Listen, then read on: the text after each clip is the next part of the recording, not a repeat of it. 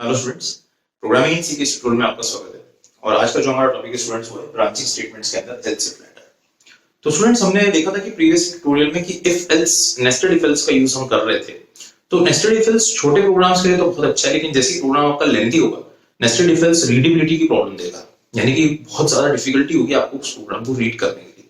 तो इसी प्रॉब्लम के सॉल्यूशन को अगर हम देखें तो हमारे को ये एल्स इफ लैडर जो है ये सॉल्यूशन प्रोवाइड करता है। तो एल्स इफ लैडर, अब अगेन लैडर क्योंकि सीढ़ी बन रही है यहाँ पर, तो कैसे बनेगी वो भी मैं आपको समझाऊंगा।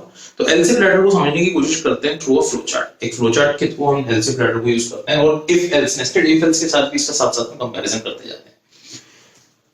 तो सबसे पहले तो अगर हमारे पास एक कंडीशन है, अब जाहिर सी बात है कि हमने नेस्टेड इफ एल्स में भी अलग अलग एक्सप्रेशंस लिखे थे, अलग अलग कंडीशंस लिखी थी, सिंपल और लॉजिकल, और उसको इवैल्यूएशन हम करेंगे। सेम चीज हम यहाँ करेंगे, लेकिन नेस्टेड एल्स इफ की जगह इफ एल्स की जगह क्या हो जाएगा, एल्स इफ।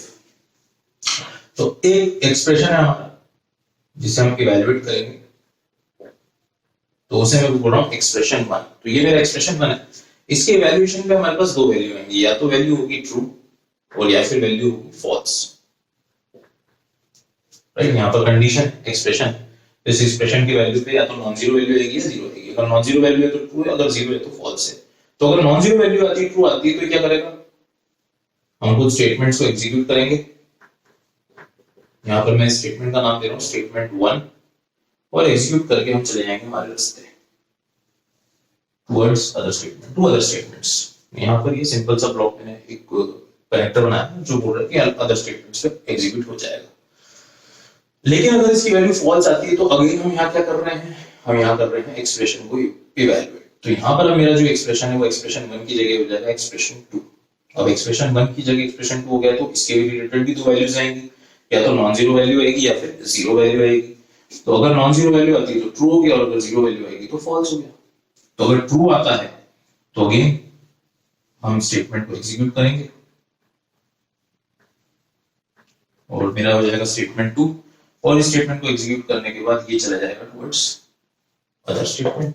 सिंपल, बहुत इजी कॉन्सेप्ट। अगेन अगर यहाँ पे फॉल्स आती है तो फिर मुझे क्या करना पड़ेगा, एक्सप्रेशन को इवैल्यूएट करना पड़ेगा। राइट, तो मैंने एक्सप्रेशन को इवैल्यूएट करा, तो ये हो गया मेरा एक्सप्रेशन 3। एक्सप्रेशन 3 की भी दो वैल्यूज, या तो ट्रू और या फिर फॉल्स। तो अगर ट्रू वैल्यू आती है तो मैं स्टेटमेंट 3 को इवैल्यूएट करूंगा और इस रास्ते चला जाऊंगा।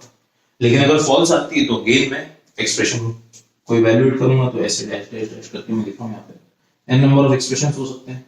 राइट, तो EXPRN, इससे रिलेटेड दो वैल्यूज आएंगी, या तो ट्रू या फिर फॉल्स। तो अगर ट्रू आती है तो ट्रू आने के बाद क्या होगा, स्टेटमेंट n एग्जीक्यूट होगा।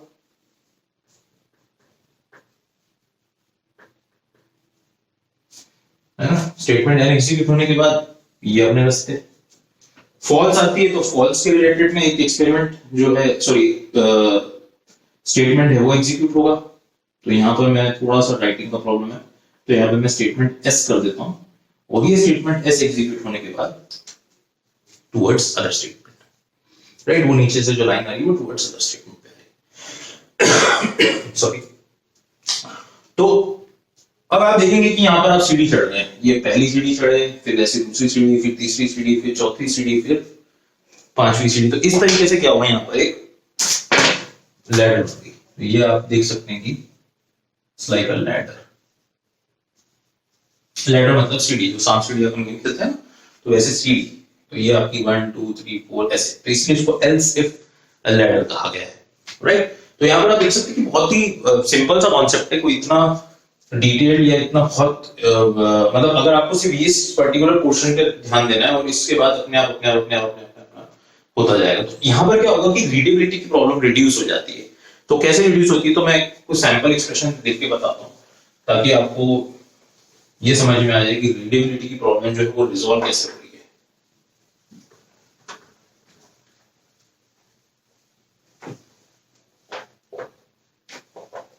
तो सैंपल एक्सप्रेशन में हम कुछ नहीं कर रहे हैं, इफ एक्सप्रेशन वैल्यू ट्रू है तो ठीक है, एल्स इफ एक्सप्रेशन जो है वो फॉल्स हो जाएगा। तो इफ, माफ कीजिएगा,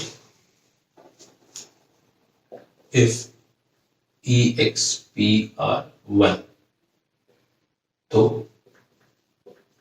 स्टेटमेंट 1, राइट।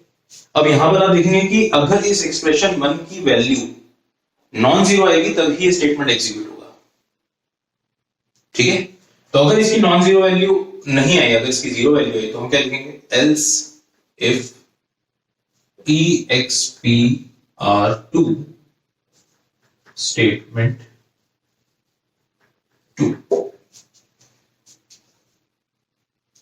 राइट। तो if E X P R 1 statement 1, अगर नॉन जीरो वैल्यू आती है तो स्टेटमेंट 1 एग्जीक्यूट होगा, प्लस स्टेटमेंट 1 एग्जीक्यूट होने के बाद बाहर निकल जाएगा और दूसरे स्टेटमेंट्स की तरफ चला जाएगा। मैं ये भी बता दूं आपको, लेकिन अगर ये स्टेटमेंट फॉल्स होता है तो ये इफ यहां से कंट्रोल यहां से यहां जाएगा, यानी कि एल्स इफ पे आ जाएगा, इस एक्सप्रेशन को इवैल्यूएट किया जाएगा। अगर इसकी नॉन जीरो वैल्यू आती है तो स्टेटमेंट 2 इवैल्यूएट होगा, और नहीं तो फिर यहां से बाहर आ जाएगा। तो फिर एल्स इफ EXPR3 स्टेटमेंट 3। तो आप देख सकते हैं कि धीरे से मैंने कर्ली ब्रैकेट्स की भी जो नोटेशन था वो हटा दिया। तो जो कर्ली ब्रैकेट्स थे या ब्लॉक ब्रैकेट्स थे मैंने उसको हटा दिया। तो ये इसलिए भी हटाया क्योंकि आप देख सकते हैं कि यहाँ पर सिंपल सा प्रोग्राम चल रहा है और आपको रीडेबिलिटी की भी प्रॉब्लम नहीं आ रही है, राइट। आप चाहे तो लगा सकते हैं, लगाने में कोई इश्यू नहीं है, आप चाहे तो लगा भी सकते हैं, लेकिन मैंने अपनी कन्वीनियंस के लिए यहाँ पर हटा दिया है, राइट।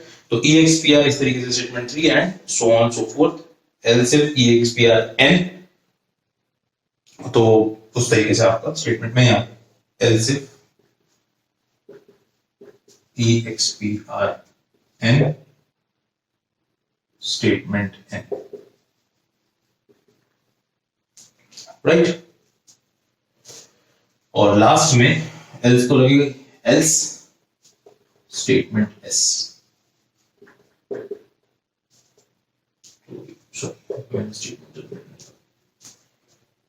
राइट। तो ये इसका expression syntax else if ladder. तो एक प्रोग्राम के थ्रू हम समझने की कोशिश करते हैं, जल्दी से इसको करते हैं। प्रोग्राम वही है जिसमें हमें देखना है कि 1 से लेके हम 5 की जगह 4 नंबर तक कर लेते हैं। तो नंबर अगर आपने 1 से लेके 4 तक डाले तो उस हिसाब से आउटपुट आना चाहिए। अगर आपने नंबर 1 डाला है तो आउटपुट आना चाहिए नंबर इज 1, या number is 2, number is 3 and so on so fourth. और अगर इनवैलिड है तो ये आना चाहिए कि आपने नंबर ही गलत डाला है। अगेन हैश इंक्लूड मैं लिख रहा हूं, मैं इंट में इंतजार कर रहा हूं।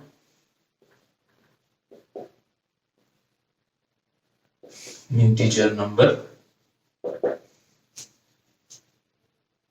printf में समझ ही गए होंगे आप, enter a number,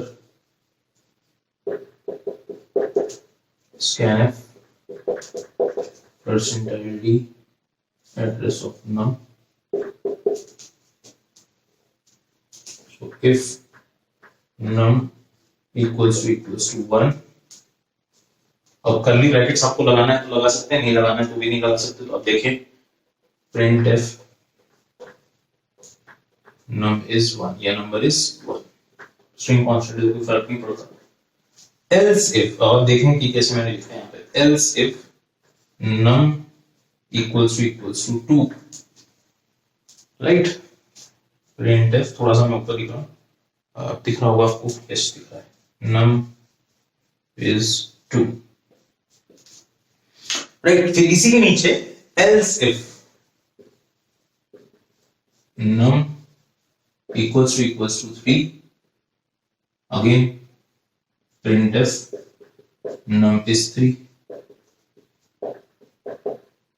else if num equals to 4, printf num is 4, else printf invalid number, ठीक है, या इनवैलिड नाम। और अगेन जो इंट मैंने तो रिटर्न 0, राइट। तो बहुत ही सिंपल सा प्रोग्राम, बहुत ही इजी कॉन्सेप्ट। आप देख सकते हैं कि किस तरीके से हमने कर्ली ब्रैकेट्स को भी हटा दिया, तो आपको स्पेशल एक्स्ट्रा टाइपिंग की भी जरूरत नहीं है। सरप्लस प्रोग्राम की रीडेबिलिटी भी इंप्रूव हो जाती है। आप चाहें तो कर्ली ब्रैकेट लगा भी सकते हैं, आप चाहें तो कर्ली ब्रैकेट नहीं भी लगा सकते हैं। It is not mandatory, compulsion नहीं है यहाँ पर कि नहीं लगाना है, राइट। तो ये था आपका else if ladder. Next tutorial में हम देखेंगे स्विच स्टेटमेंट कि किस तरीके से एल्स इफ को भी और बेहतर बना दिया गया है सिलेक्शन बेस्ड क्राइटेरिया की वजह से। So thank you students, thank you.